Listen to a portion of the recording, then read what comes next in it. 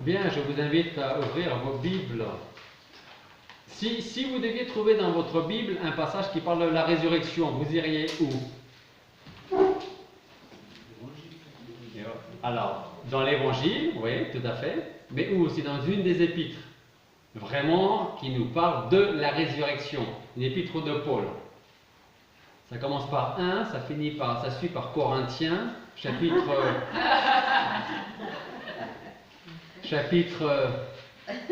15. C'est ce que Benjamin nous a lu en partie tout à l'heure. 1 Corinthiens, chapitre 15.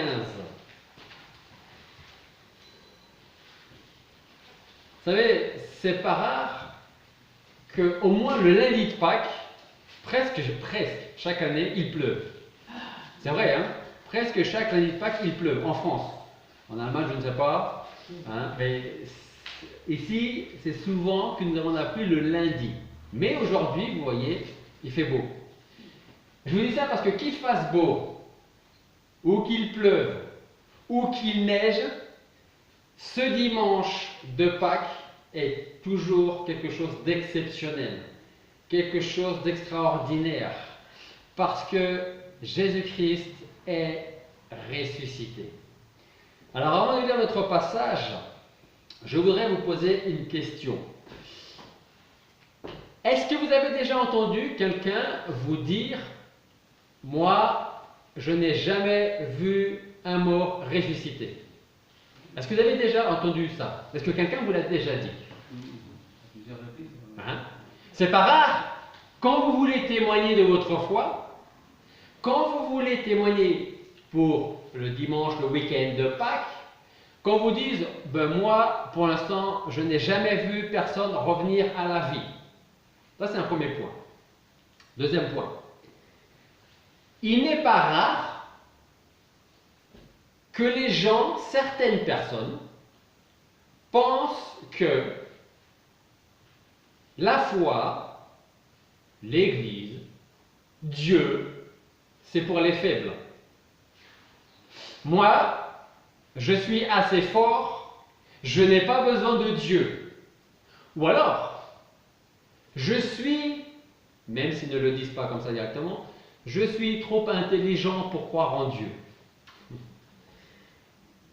Mais vous savez, on n'a pas besoin d'être très intelligent pour croire en la résurrection de Christ. On n'a pas besoin d'être faible pour croire en la résurrection de Jésus-Christ. Alors avant d'entamer de suivre avec la prédication, nous allons lire 1 Corinthiens chapitre 15, versets 1 à 20.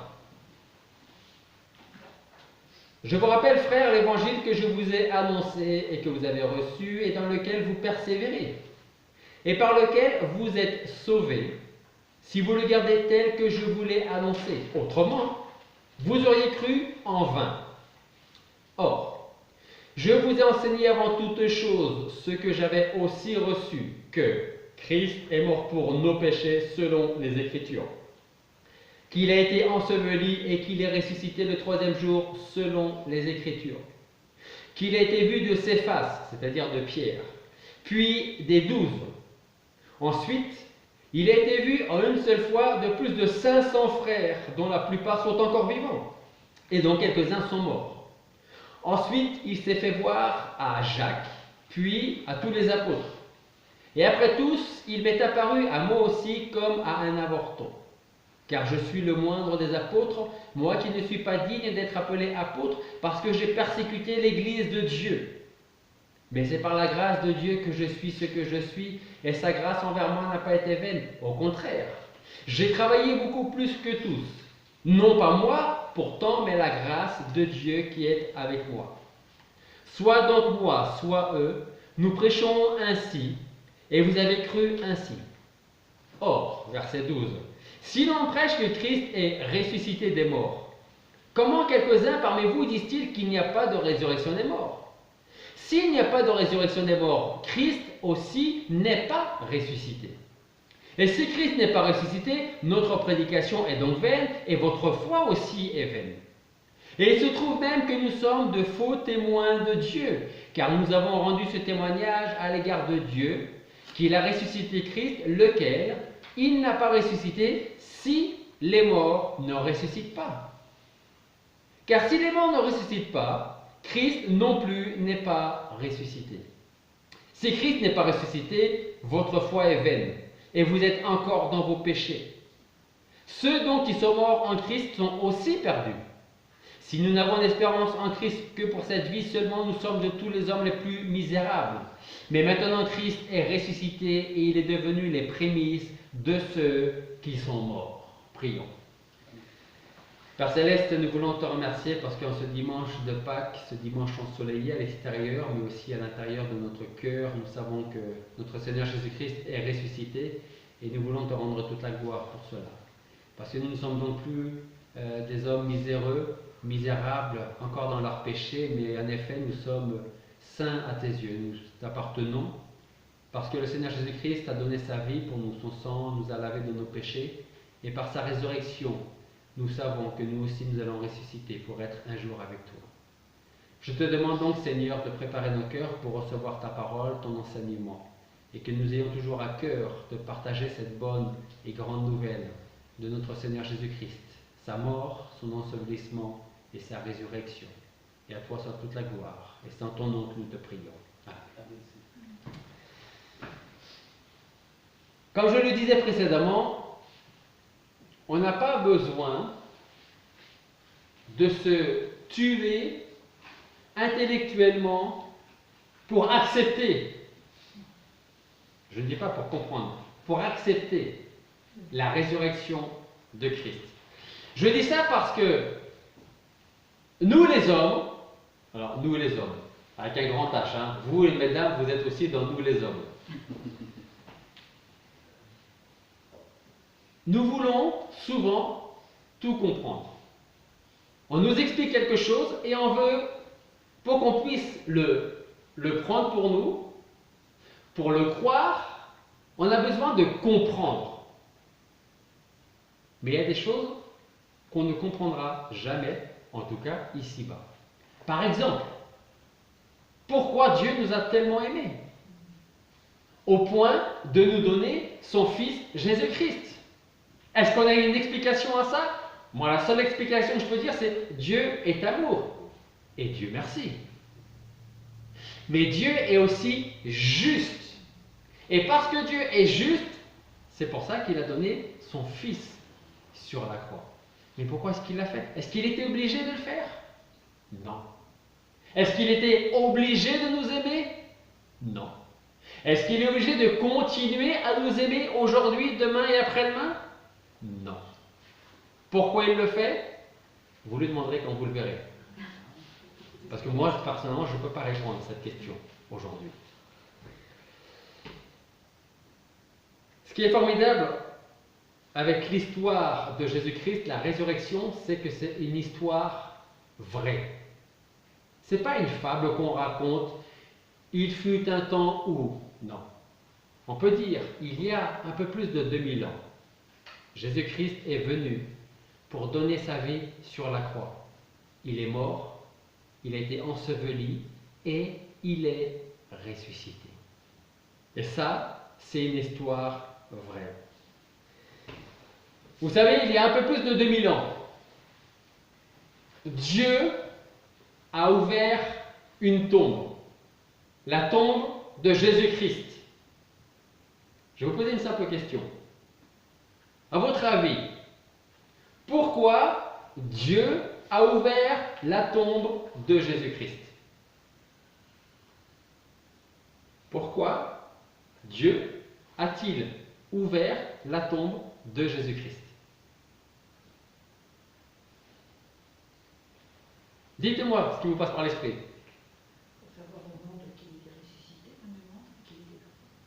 Pour montrer qu'il était parti. Qu'est-ce que les autres, vous pensez quoi les autres? C'est vrai que la première chose qu'on peut dire, c'est pour que Christ puisse sortir. C'est vrai. Mais peut-être que ce n'est pas la première raison. La raison pour laquelle Dieu a roulé la pierre, a ouvert la tombe, le sépulcre, Ce n'est pas forcément pour que Christ puisse sortir, mais c'est pour que les hommes puissent rentrer dans la tombe et voir qu'il n'était plus dans la tombe. Parce que Christ n'avait pas besoin qu'on lui tourne la pierre pour sortir du tombeau. Mais si la pierre était restée là à sa place, on aurait aujourd'hui encore continué à dire ben, son tombeau est là, et alors avec le temps peut-être qu'aujourd'hui on aurait ouvert son tombeau, on est d'accord. Mais si la pierre n'avait pas été roulée, les hommes de l'époque auraient pu dire il n'est pas ressuscité, le tombeau est toujours scellé, fermé. Donc si Christ a eu le tombeau ouvert, ce n'est pas forcément pour qu'il sorte, même s'il en a profité pour sortir, mais c'est pour que les premières personnes puissent rentrer dedans et dire il n'est plus là. Donc, je dirais en premier point que la résurrection de Jésus-Christ, c'est le cœur et l'âme du christianisme. Si vous enlevez la résurrection de notre foi, vous pouvez rester à la maison et moi aussi. Si Christ n'est pas ressuscité, dites-moi à quoi ça sert d'être là ce matin? À rien. Regardez les deux premiers versets de notre passage en 1 Corinthiens chapitre 15.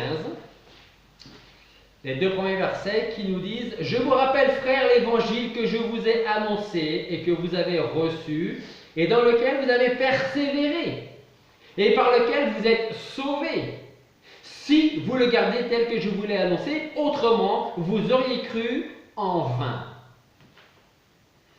Vous savez, si vous avez fait un petit peu d'histoire, on a un professeur d'histoire là-bas, si vous avez fait un peu d'histoire, si vous avez enseigné l'histoire, si vous avez fait de l'histoire à l'école, si vous lisez un petit peu, vous verrez qu'à travers les âges, beaucoup de civilisations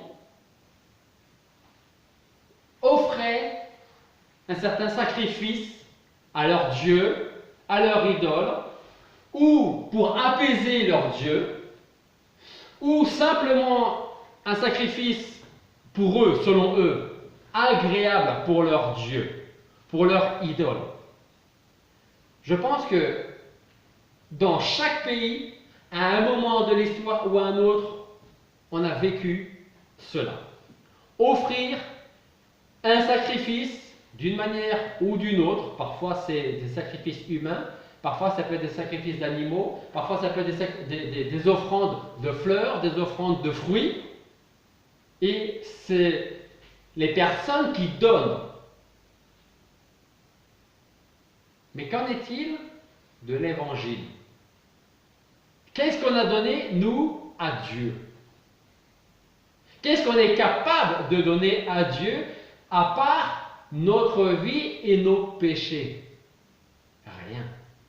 C'est-à-dire que si dans les civilisations qui ont passé, peut-être celles qui existent encore aujourd'hui, ce sont les gens qui offrent des sacrifices ou qui offrent des offrandes, dans notre cas, c'est Dieu qui a donné un sacrifice pour nous.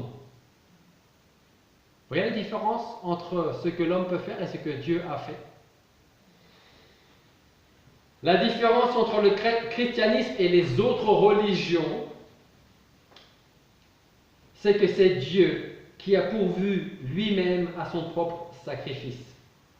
Il a envoyé son propre Fils, Jésus-Christ, afin qu'il naisse dans une étable, qu'il meure à notre place sur la croix. De ce fait, nous n'avons plus besoin d'apporter des sacrifices ou des offrandes pour nos péchés. La seule chose qu'on peut apporter au Seigneur, c'est notre vie et nos péchés. Et dire, je ne peux rien te donner d'autre, parce que je n'ai rien. Deuxième point. Jésus est ressuscité le troisième jour. Ressuscité.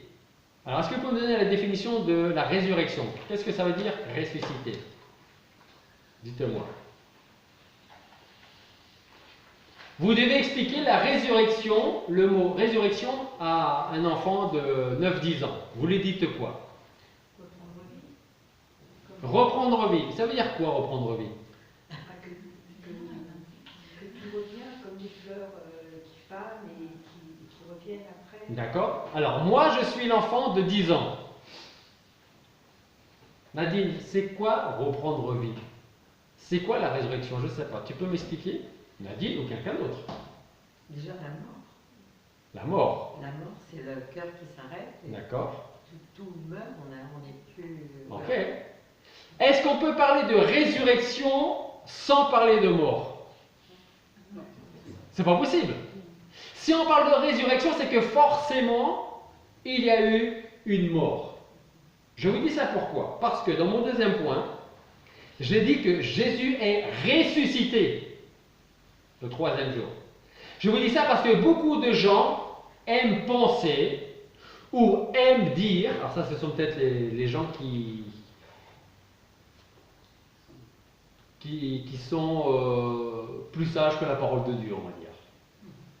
Et ces gens-là pensent que Christ n'était pas mort, qu'il est tombé dans un coma profond, et qu'on a pris son corps, on l'a mis dans le tombeau, et comme c'était dans un tombeau frais, c'est la fraîcheur du tombeau qui a ramené Jésus, ou qui n'a pas ramené, qui a réveillé Jésus de son coma, de son sommeil profond. Donc, réveiller et résurrection, ce n'est pas du tout la même chose. Tous les matins, comme ce matin, vous vous êtes réveillé. Vous n'êtes pas ressuscité. Ok? Wow, vous me le dites. Hein? Regardez bien les paroles de Paul au verset 3. Or, je vous ai enseigné avant toute chose ce que j'ai aussi reçu, que Christ est mort pour nos péchés selon les Écritures. Si nous enlevons la résurrection de Christ de notre foi, du christianisme, de la parole de Dieu, toutes nos attentes, tous nos espoirs ne tiennent plus. Et on le verra plus loin, Paul dit, si Christ n'est pas ressuscité, nous sommes les hommes, les femmes les plus misérables, les plus malheureux. Versets 13 à 19. Versets 13 à 19. S'il n'y a pas de résurrection des morts, Christ n'est pas non plus ressuscité. Et si Christ n'est pas ressuscité, notre prédication est donc vaine, et votre foi aussi est vaine. Il se trouve même que nous sommes de faux témoins de Dieu, car nous avons rendu ce témoignage à l'égard de Dieu qu'il a ressuscité Christ, lequel il n'aurait pas ressuscité si les morts ne ressuscitent pas. Car si les morts ne ressuscitent pas, alors Christ n'est pas ressuscité lui non plus. Et si Christ n'est pas ressuscité, votre foi est vaine, Paul répète là, et vous êtes encore dans vos péchés. Ceux donc qui sont morts en Christ sont aussi perdus. Si nous n'avons d'espérance en Christ que pour cette vie seulement, nous sommes de tous les hommes, les femmes, les plus misérables, les plus malheureux. Et en plus, on perd notre temps ici. Qu'est-ce qu'on peut tirer comme leçon de ces versets 13 à 19? Eh bien que premièrement, je reprends les paroles de l'apôtre Paul. S'il n'y a pas de résurrection des morts, alors Christ, lui non plus, n'est pas ressuscité. Donc, si Christ n'est pas ressuscité, qu'est-ce qu'on peut dire? Que c'était vraiment un menteur. C'était vraiment un escroc. Parce qu'il a dit, je dois mourir, mais je vais revenir. Je vais ressusciter. Donc, si Christ n'est pas ressuscité, c'est donc forcément un menteur, un blasphémateur. Appelez comme vous voulez.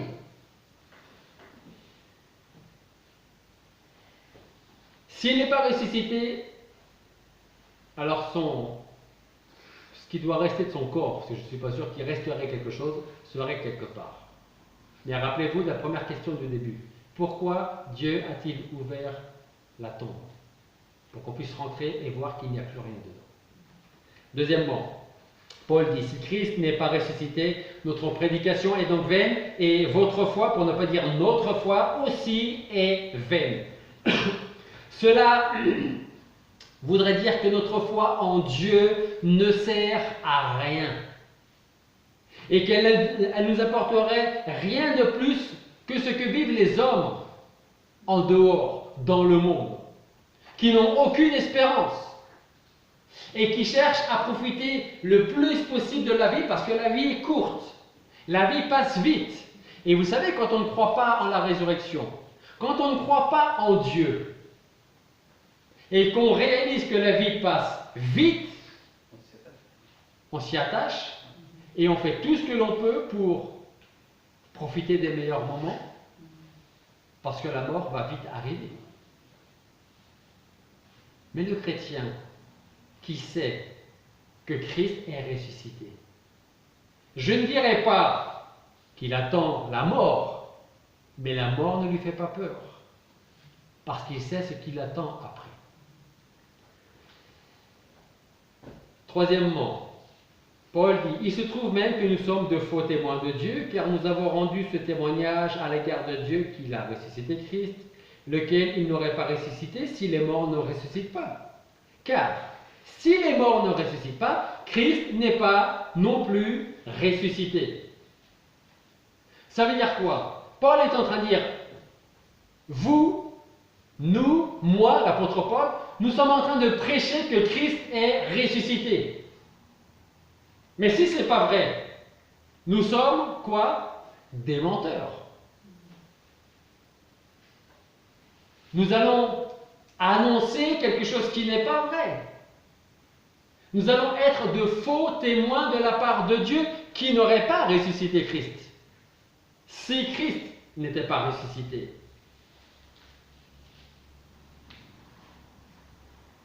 Quatrièmement, Paul continue, il dit, car si les morts ne ressuscitent pas, Christ n'est pas non plus ressuscité. Ici, Paul répète avec beaucoup d'insistance que si Christ n'est pas vivant, c'est qu'il gît encore au fond d'un trou, et ça prouverait bien qu'il est un imposteur, un menteur. Je continue avec les paroles de l'apôtre Paul, 5e point. Si Christ n'est pas ressuscité, votre foi est vaine, et vous êtes encore dans vos péchés. Alors ça, c'est peut-être même encore pire que toute autre chose. Si Christ n'est pas ressuscité, nous sommes encore dans nos péchés. Ça veut dire quoi? Condamnable et condamné par Dieu. Et qu'est-ce que nous pourrions donner à Dieu pour gagner notre salut? Rien. Parce que je vais vous dire quelque chose. Si nous pouvions gagner notre salut, si nous méritions notre salut, pensez-vous vraiment que Christ aurait eu besoin de mourir sur la croix? Je ne crois pas.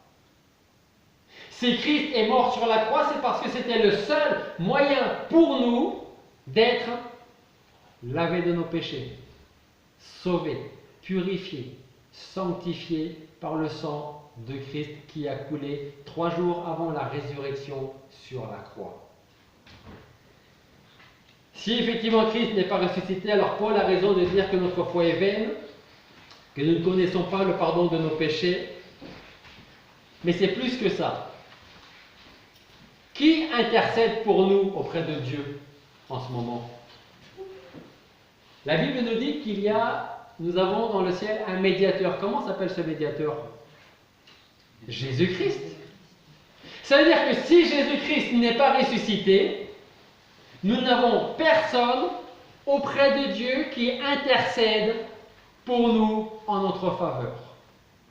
Et nous sommes donc vraiment les plus malheureux, miséreux, et je dirais ignorants et stupides, parce que nous continuerions à croire quelque chose qui ne serait pas arrivé. Mais Dieu merci, c'est arrivé. Le sixième point, avec les paroles de Dieu, de Paul, ceux donc qui sont morts en Christ sont aussi perdus. Cela veut dire que ceux qui nous ont précédés, les chrétiens que nous pouvons connaître, qui sont déjà décédés à notre époque, les chrétiens qui ont vécu depuis Jésus-Christ, avant Jésus-Christ. Si Christ n'était pas ressuscité, alors ces gens ont placé leur foi en quelque chose de faux, et ces gens seraient morts en croyant quelque chose qui ne serait pas arrivé. Je ne sais pas si on peut le réaliser, ça. Mettre notre espérance en quelqu'un et réaliser qu'en fin de compte, on s'est trompé. Mais dans ce cas-là, on ne s'est pas trompé. Septième point. Si nous n'avons pas d'espérance en Christ, si nous n'avons d'espérance en Christ que pour cette vie seulement, nous sommes de tous les hommes les plus misérables. Si Christ n'est pas ressuscité, dans ce cas, le monde peut vraiment nous prendre pour des fous. Parce que pour beaucoup, avant nous, ont été persécutés, haïs, rejetés pour quelque chose qui ne serait pas accompli et réalisé, pour quelque chose qui ne serait pas arrivé. Est-ce que vous pensez vraiment que les hommes qui ont vécu à l'époque de Christ, les apôtres, les disciples, les premiers chrétiens, est-ce que vous pensez que ces gens étaient moins intelligents que nous? Je ne parle pas de la technologie, forcément on est plus avancé en technologie nous aujourd'hui qu'eux à leur époque, mais ce n'est pas de ça que je parle. Intellectuellement, pensez-vous que ces gens étaient plus ignorants ou moins intelligents que nous?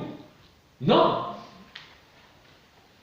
Je veux dire par là, est-ce que vous pensez vraiment que ces gens, il y a 2000 ans, s'ils savaient que la résurrection n'avait pas eu lieu, pensez-vous vraiment que tous ces gens auraient continué à prêcher quelque chose qui ne serait pas arrivé?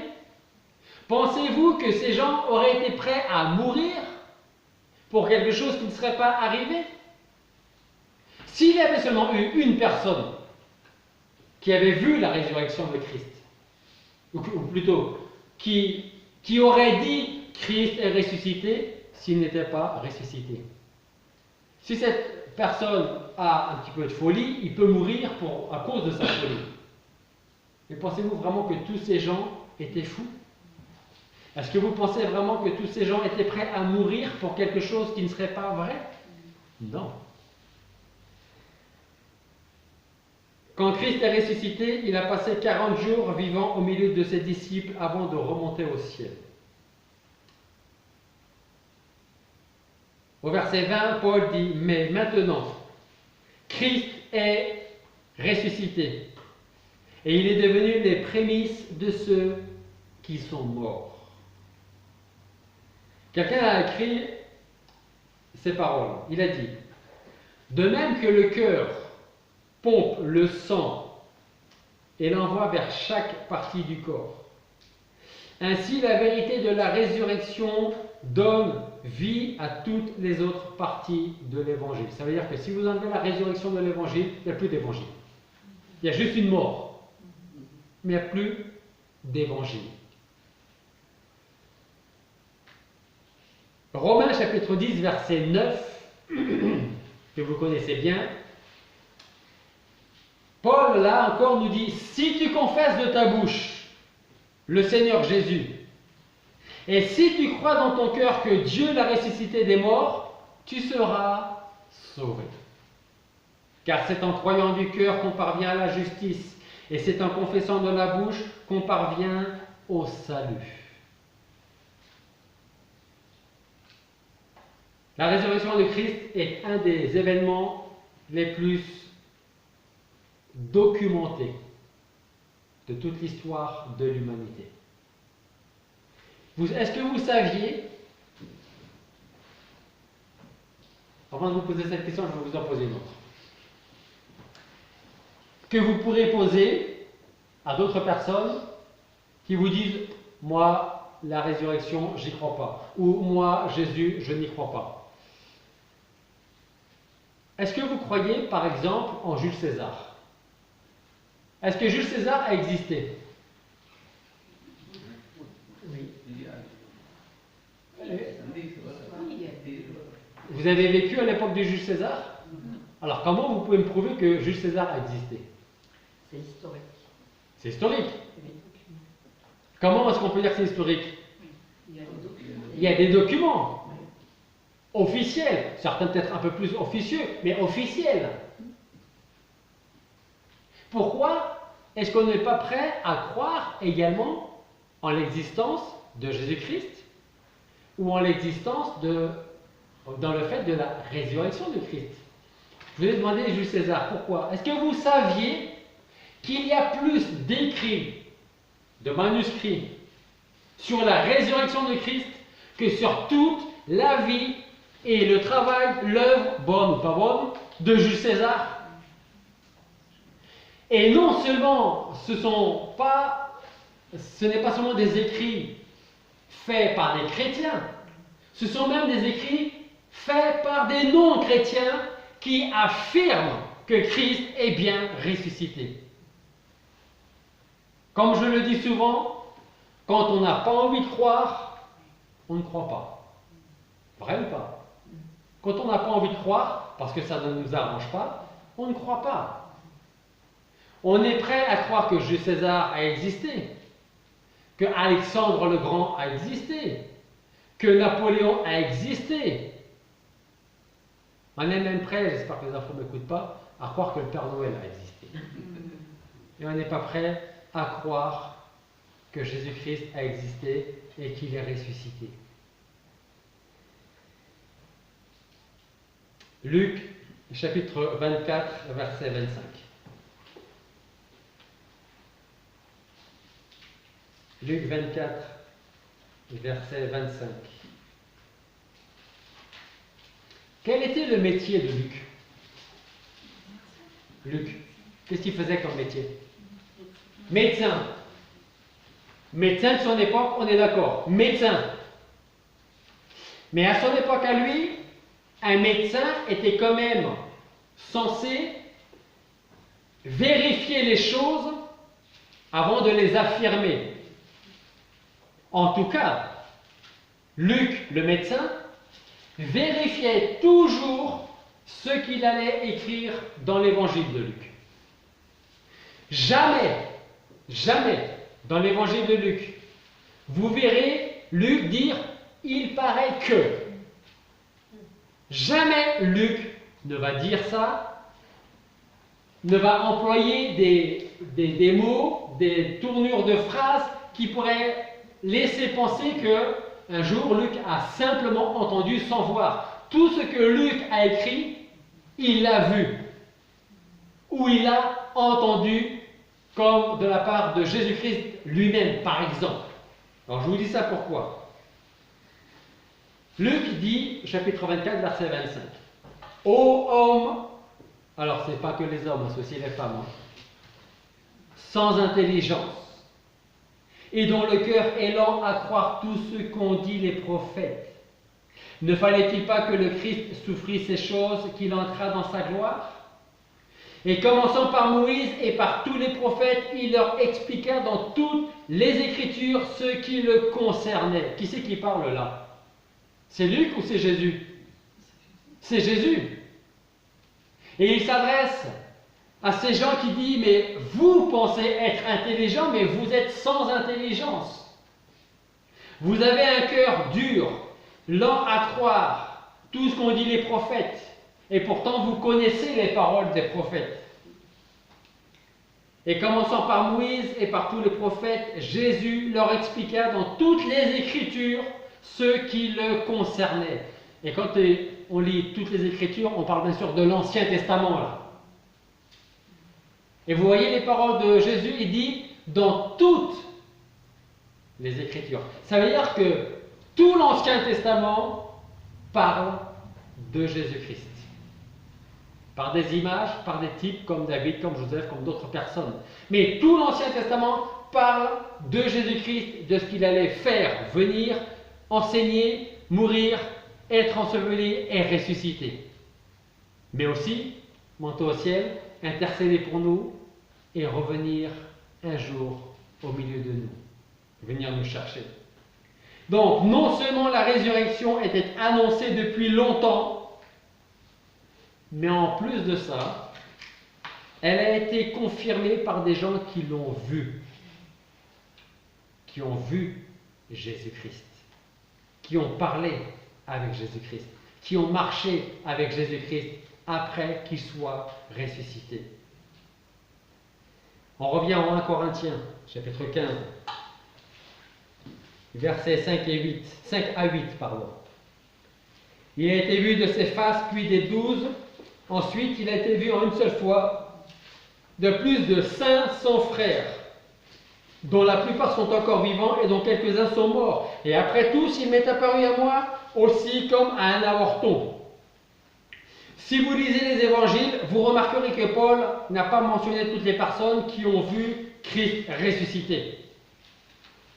De plus, quand il écrit aux Corinthiens, Pierre, qu'on retrouve sous le nom de Céphas, est encore vivant. La plupart des 12 apôtres sont encore vivants. Et parmi les 500 qui ont vu en même temps Christ, beaucoup sont encore vivants. Ça veut dire quoi? Paul, qu'est-ce qu'il est en train de dire quand il annonce, quand il prêche là? Paul est en train de dire, vous ne me croyez pas, allez voir ces gens. Parce que ces gens l'ont vu, ces gens l'ont entendu parler, ils ont même mangé avec lui. Allez les voir, ne me croyez pas, allez les voir. Ah non, à l'époque de Christ, à l'époque de sa résurrection, les gens n'étaient pas moins intelligents que nous, ni moins civilisés. Et ce n'étaient pas des gens qui étaient prêts à accepter tout et n'importe quoi, jusqu'à en mourir. Vous n'êtes pas prêts, je pense, à mourir pour un mensonge. Vous n'êtes pas prêts à mourir pour une cause qui n'a pas eu lieu. Ces gens non plus. Donc si beaucoup sont morts martyrisés, c'est parce qu'ils savaient en qui ils avaient placé leur foi, en Jésus-Christ. Alors, j'ai presque terminé, je dirais que vous avez des gens aujourd'hui qui vous diront, si la résurrection est vraiment ou tellement attestée comme tu es en train de le dire, attestée par un grand nombre de personnes qui ont vu Christ ressuscité, alors pourquoi tous n'ont pas cru en la résurrection de Christ à l'époque? Que nous dit Jérémie sur notre cœur? Qu'a dit Jésus en Luc à ces hommes? Vous avez le cœur endurci.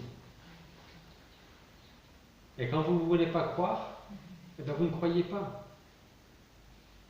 Parce que croire en la résurrection de Christ, et ce sera ma conclusion, croire en la résurrection de Christ, ça veut dire quoi? Ça va engendrer quoi? Beaucoup de choses. Si nous acceptons que Christ est ressuscité, et je pense que pour nous tous ici, c'est le cas. Alors je veux m'adresser à ceux qui nous regardent sur Internet, qui nous écoutent. Si quelqu'un accepte que Christ soit ressuscité, il faut aussi qu'il accepte ses commandements, parce que Christ est le chef de l'Église. Christ n'est pas seulement notre Sauveur, il est aussi notre Seigneur. Et vous savez, même inconsciemment, chez les chrétiens, on préfère l'avoir comme Sauveur plus que comme Seigneur. Et je dis inconsciemment pourquoi? Parce qu'on n'est pas toujours prêt, malheureusement, à lui laisser toute notre vie. Parce qu'on veut bien lui en laisser une partie, mais on veut se dire, bon, je m'en garde un peu pour moi, parce que si je demande quelque chose à Dieu et qu'il ne répond pas selon ma volonté, alors je ferai la mienne. Consciemment ou inconsciemment. Je dirais qu'à 100%, il est notre Sauveur, mais souvent il n'est pas à 100% notre Seigneur. Et pourtant, S'il est ressuscité, il est notre Seigneur et notre Sauveur, les deux à 100%. Reprenez l'exemple de Paul, qui avait persécuté l'Église durant des mois et des années. Persécuté l'Église. Cet homme de foi, avant qu'il ne devienne chrétien, il avait la foi en Dieu. Et il croyait que ce qu'il faisait allait faire plaisir à Dieu, de faire mettre des chrétiens en prison, de fermer des églises, de les brûler. Ça ne le gênait pas. Il croyait en Dieu. Il avait la foi en Dieu. Enfin, en tout cas, c'est ce qu'il pensait.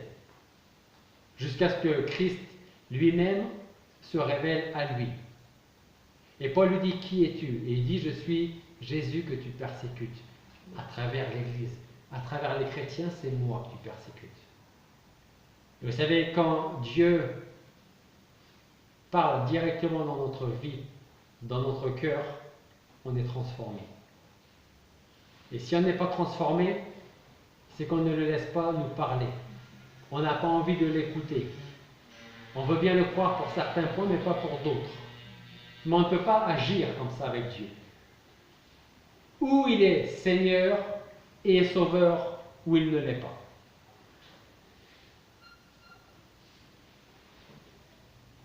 Donc, pour terminer, Paul dit, par cet évangile, vous êtes sauvés, si vous le retenez tel que je vous l'ai annoncé. L'évangile, c'est la bonne nouvelle de Jésus-Christ. Il est mort pour nos péchés, il a été enseveli et il est ressuscité le troisième jour. Et parce qu'il vit, nous avons une autre perspective pour l'avenir. Et nous, notre avenir n'est pas sombre en tant que chrétiens si nous avons notre foi fondée en Jésus-Christ. Pourquoi est-ce qu'il n'est pas sombre notre avenir? Parce que Christ a dit, je m'en vais après sa résurrection et je reviendrai. Vous cherchez.